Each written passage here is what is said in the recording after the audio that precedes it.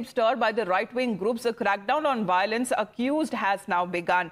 Fahim Shahim Khan, who is said to be the leader of the Minorities Democratic Party, who is said to be the mastermind of the riots and was arrested on the several charges, including that of treason, is now facing bulldozer action. Civic authorities have demolished illegal portions of his residence under heavy deployment of police personnel.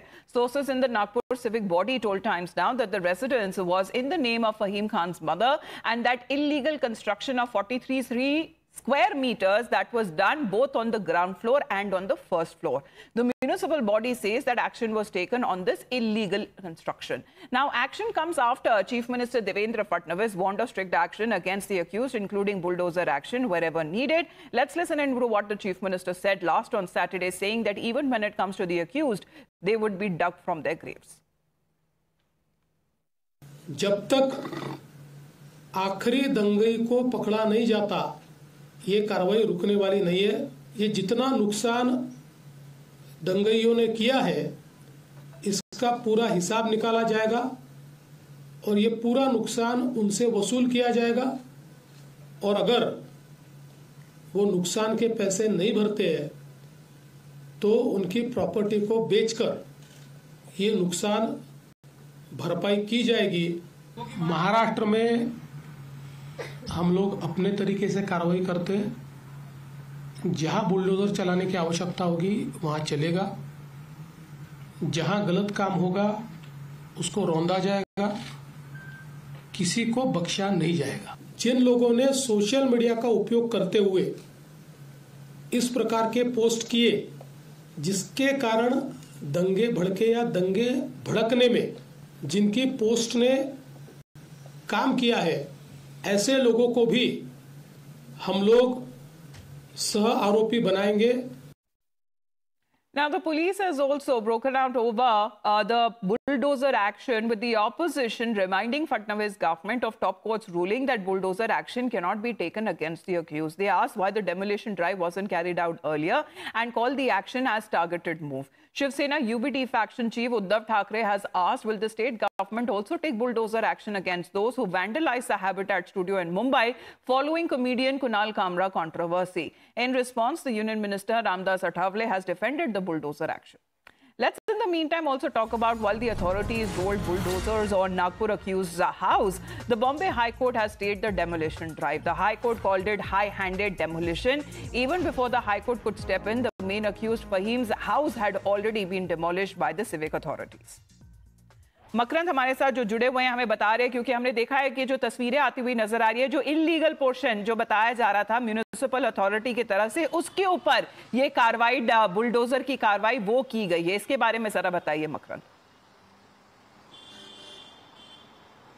Bulldozer action हुआ है और फहीम खान जो इस पूरे मामले का mastermind बताया जा रहा है, उसके घर पर बुलडोजर चला है। हालांकि हमने जब स्थानीय लोगों से इस बारे में बात की तो उनका कहना था कि सरकार ने बहुत कम समय दिया है जवाब देने के लिए, लेकिन जो एक्शन हुआ है वो मैसेज देना भी जरूरी था, ऐसा प्रशासन का कहना है।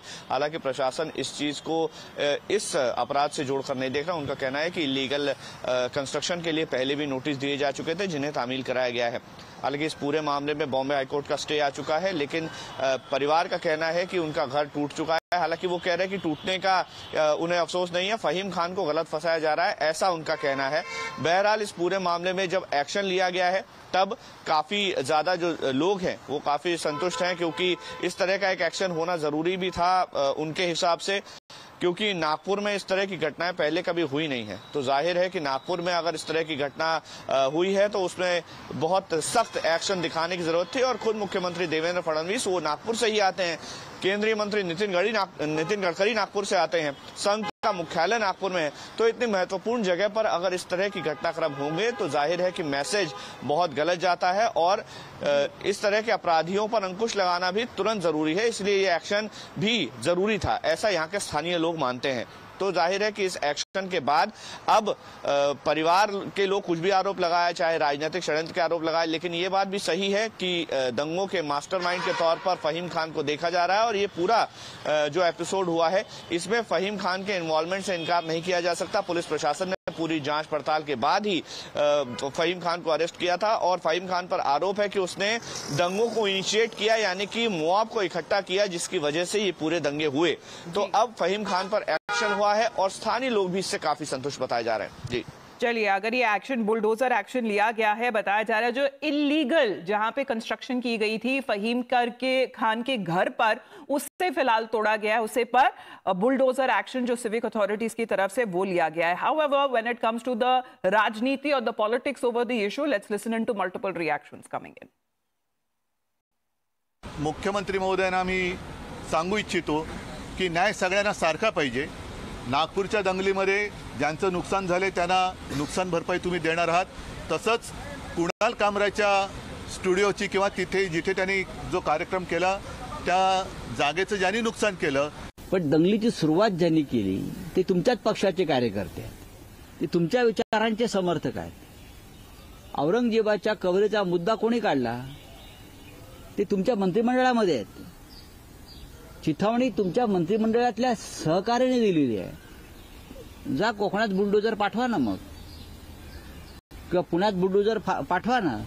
मुझे लगता है कि जिस तरह उनका जो अनधिकृत कोई बांधकाम होगा तो उस पर बुलडोजर चलेगा। मतलब वो तो मतलब उन्होंने नागपुर का दंगा करने का प्रयत्न उन्होंने किया है, उन्हें मतलब प्लान करके इसी तरह का दंगा फसाद किया है। इसीलिए उनका जो इंक्रोचमेंट है या अनधिकृत बांधकाम हो, इस पर बुलडोजर चलेगा और बुलडोजर चल रहा है। यदि किसी का अनऑथराइज कंस्ट्रक्शन हो तो क्या अपेक्षा है लोगों की?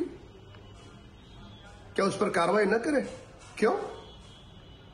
अनऑथराइज कंस्ट्रक्शन होगा तो कार्रवाई होगी, किसी जाति को, धर्म को, पंथ को देखकर नहीं।